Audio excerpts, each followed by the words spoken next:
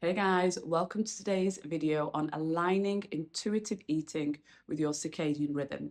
So if you've been thinking, how can I make sure that I have consistent energy alongside my natural way of rhythm throughout the day, then this video is going to be able to give you some insights about what you might need to consider when thinking about eating in a more natural and aligned way.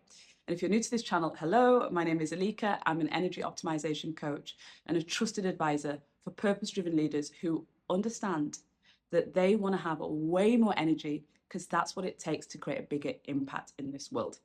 So if you like the sound of that and you want to be on top of the lifestyle habits that allow you to have an overflow of energy, what are you waiting for? Click like and subscribe to this video so that you can be notified when the new videos get released. So what I want to start this by sharing is the understanding that the body naturally moves in cycles.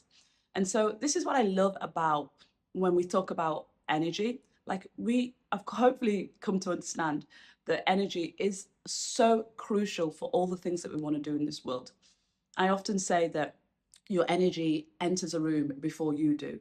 And yet sometimes it's always the thought is I need the strategy, I need to follow the process, and it's always about the energy you do it with. And so in life, we have a natural rhythm, and our job is to not think our way through everything, but it is to follow the natural rhythms as a guide. And then, of course, engage our brain to figure out the hows. And this is how I see the natural cycles that we move through. So our body gives us these natural cycles. And let's just talk about some of the ones that are most important to intuitive eating. So melatonin. So if you are waking up at the right time of day because your body's in natural rhythm and you're not overriding it, you will notice that you will wake up sometime around the sunrise and your body will then benefit from getting sunlight, which will actually shut down the melatonin that you get released through the night because, again, in the evening, you've started to wind down the natural time when the sun is setting in the sky. So this process is started by actually the sunlight, and the sunlight is also our source of vitamin D. So this natural rhythm of melatonin starting to release in the evening, getting access to the sunlight in the morning and activating our vitamin D sensors, this stimulation is a natural cycle that would happen. Now, when we live in concrete buildings, we have to be a little bit more intentional about making sure that we are following that natural rhythm and that we're not doing anything that blocks that. Then I think about even in the morning, our cortisol spike. So there's a natural cortisol spike that our body gives us. Cortisol is not just a stress hormone, it's also very activating to get you up and moving and alert. And think about that from an evolutionary perspective, because if you were still fast asleep when it was light outside and you were more visible for prey, that would put you at more danger. So cortisol actually acts as that great stimulant for that morning spike to give you that natural energy. And men will also notice that they have that testosterone spike early in the morning as well, which is giving you that drive and that motivation to go out and hunt or do whatever you need to do. So we have also cortisol and we have insulin. And insulin is going to give you that spike of blood sugar, right? So it's going to help you control excess energy and keep a natural pattern of consistency. But again, we know that so many people are insulin resistant. So we know that the body, the pancreas is trying to supply them with that insulin to keep the blood sugar level stable, but they're overriding that and then becoming resistant to insulin. So these are natural rhythms that run through our body as part of the cycles that we have that allow us to move more intuitively and to live and eat more in an intuitive way. So when I think about intuitive eating, I want to share with you what we tend to override. Now, it's hard because a lot of us don't realize that the way that we live today is against how we are designed to live. And the modern day world pulls us away from a lot of our natural senses. So you have to find that way to be in tune with the cycles I explained. And when I think about the high achievers and the way that I have had to reprogram myself to go back to my natural state, there are many things as a high achiever that are habits that we just adapt because that's what's happening around us. One of them is caffeine. Caffeine is a way that we override our natural system. So if you think about in the morning, if you wake up and you get that, you go straight for your black coffee, then you're not necessarily going to benefit from that cortisol spike in the morning that gives you that natural urge. You're actually recreating it artificially and not allowing the body to actually do that. So the adrenals get this huge push before you actually allow your body's natural rhythm to give you that energy that you need. But then, when we go through a cycle, we also see there are lots of other ways that we are overriding our system. So I know that so many of us tend to be in this habit, and this is still something that I have to really keep closely monitored by myself, of working late at night. And there are many reasons. I have clients that have overseas or calls in the US, and that means that the time difference are really different. But working late at night is a way of overriding the body's natural rhythm, because you will feel it, and you will probably feel it around 2, even 3, 4 o'clock when the sun is starting to set, that there is a natural dip to your energy that happens. In fact, I was speaking to a client about this the other day, and she was saying that she was feeling really bad for having an afternoon nap. And I said, I love my afternoon naps because I follow this natural rhythm. I sense that I have this little dip, and it's not huge, but I know that so many people experience that natural dip. But what do? They head for the pastry, they head for the cake, the biscuits, or the coffee at 3, 4 o'clock, not allowing the body to naturally start winding down and, as the sun would, start falling in its energy levels naturally so that you can go into this deep restorative sleep. In fact, they override it with these stimulants. Whereas I sometimes feel that little drop. And if and when I can, I love to take a nap and give my body that little bit of a break. And then I feel like that early evening, I go into it with so much more charge, but then I still keep the discipline wherever I can of like trying to allow the body to go through its natural rhythms in the evening of winding down. Then when I think about the evening, like it's so intentional to go around the house and think about the lighting. Like I love just putting, after 7 p.m, putting candlelight around the house. If you have those Himalayan pink salt lamps, they're a great way of giving your body a natural light. But you've experienced in the kitchens or in the bathrooms that they have this horrible white light that flashes in your eye, and that light is just horrific for our natural rhythm. So when we were talking earlier about melatonin, that white light is going to keep you stimulated. And of course, we have the laptops, we have the phones, we have the TVs. And thankfully today we have these blue filters that we can put on our phones that naturally get programmed with them. I know I have the iPhone, and that comes with a built-in filter, but we can put these filters on our devices. We can also wear, the light blocking glasses to filter that. But without doing that, you are overriding the natural systems of the body, that rhythm of the body, because you're sending the body a sign that it needs to stay alert, because white and blue light after sunset would be a signal for danger in evolutionary terms. We would have only had that kind of glow, that red light, that ember light that you get from the flicker of the candle or the flame. And that's really what our system is designed to know as light outside of sunset.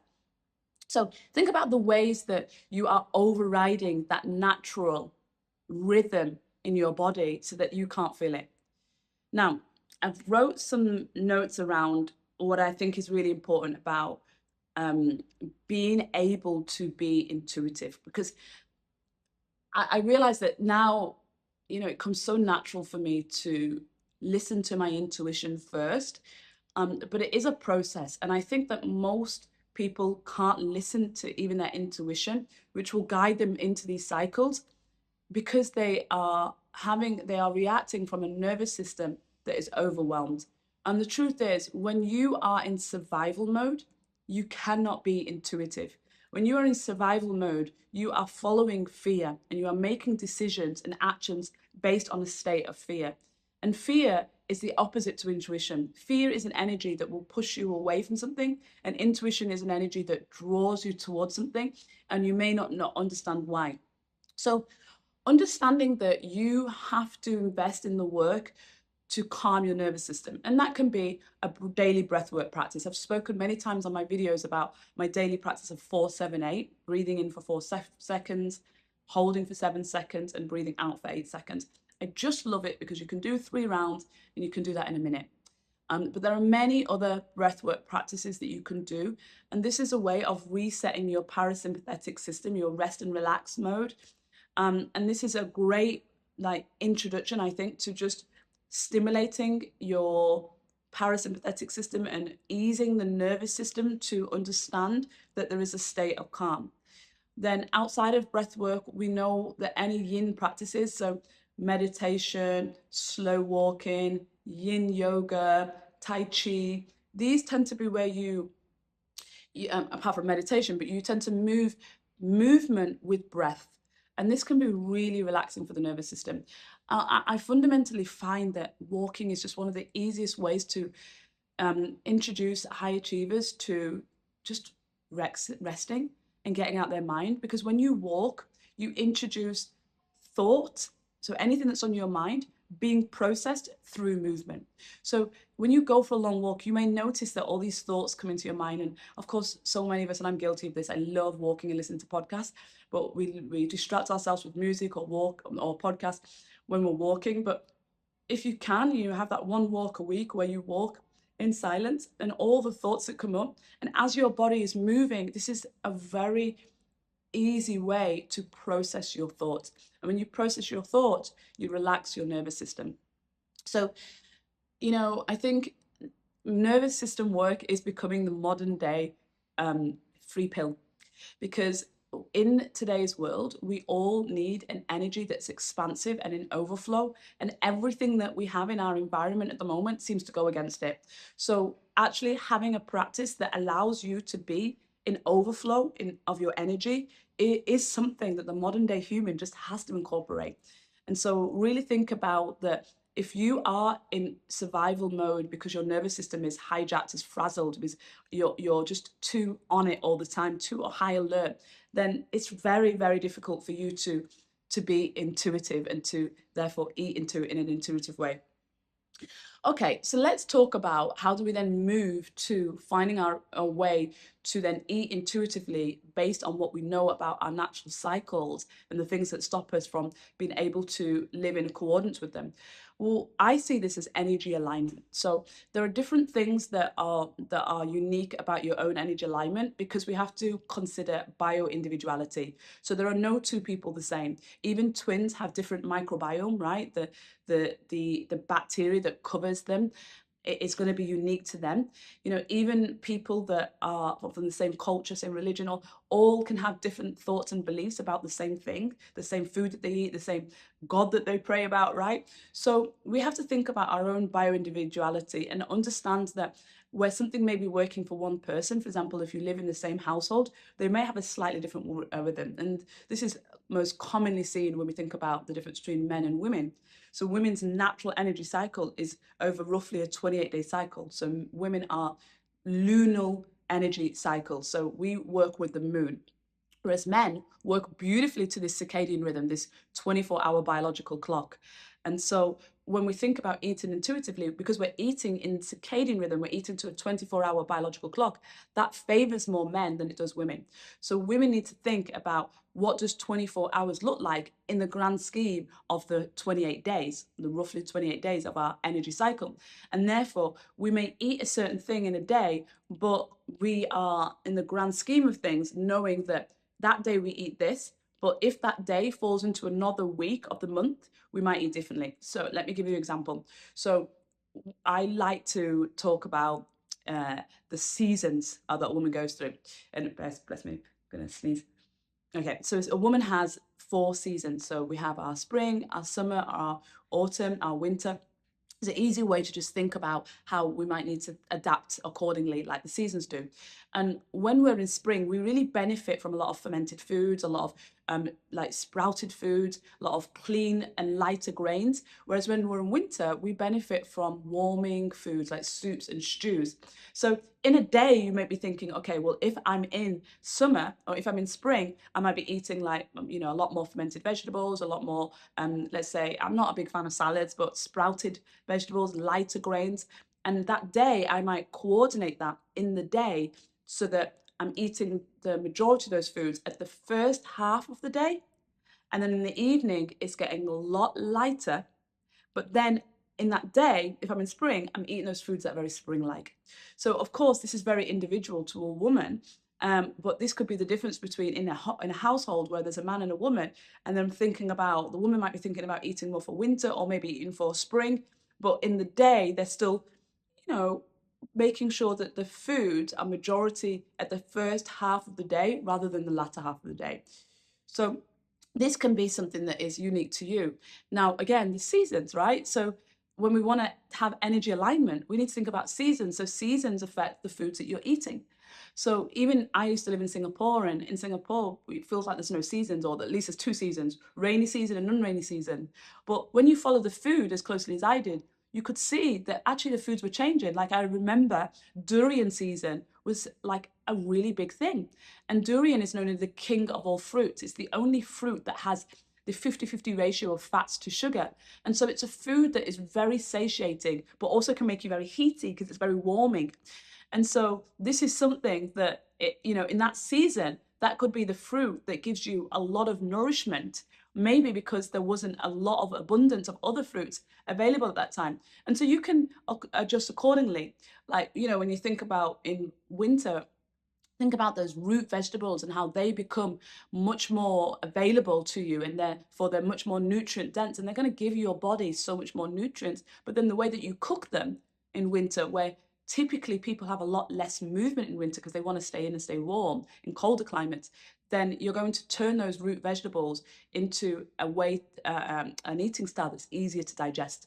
And that's where, again, soups come in, stews come in, casseroles come in, because it allows the food to be dissolved, broken down naturally through the cooking style. And therefore, it's much easier for you to digest in a time where there's likely to be less movement. So we can see how seasons can also affect our energy alignment. So knowing your own bio-individuality, how does your biology work? Like, how do you align things to what you're in, the season of your life that you're in, the gender that you're in, the demands and responsibilities that you have? Each household has different. Maybe you have young children, maybe you have long working hours. These are the things that you have to think about that are unique to you, the seasons and the environment that you're in. And this is what allows you to align your energy. So hopefully you can see that this is so much more than just thinking about a meal plan and a certain way of eating.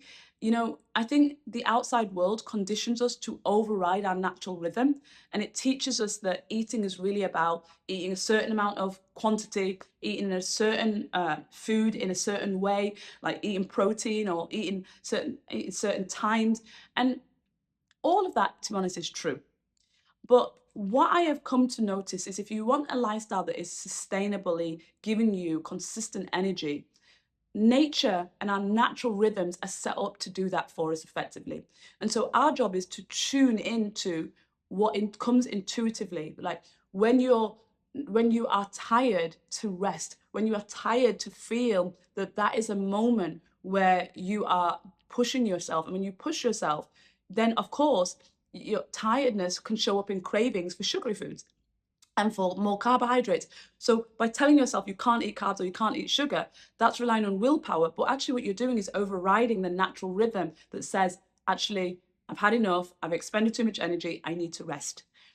When you are using, for example, artificial light to keep yourself alert because you want to work late into the night, actually you're overriding the natural rhythm, which says there is no sun in the sky, there is no natural light available to you. This is a time of day when you should wind down.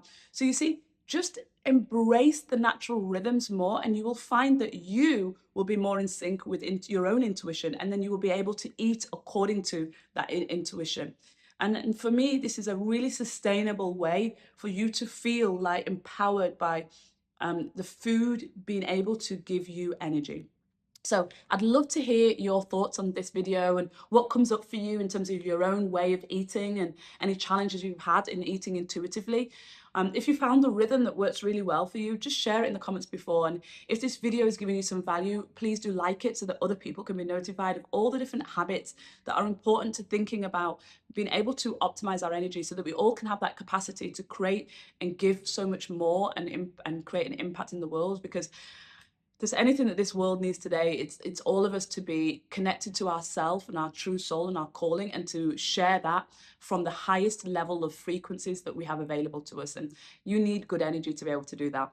So I have loved giving you this insights, and I hope you've enjoyed it. I always say that the best way to start really thinking about how to live this way is to sign up for my newsletter. In my newsletter, I tend to find it's the most vulnerable way for me to just kind of just share what I'm going through and experiencing.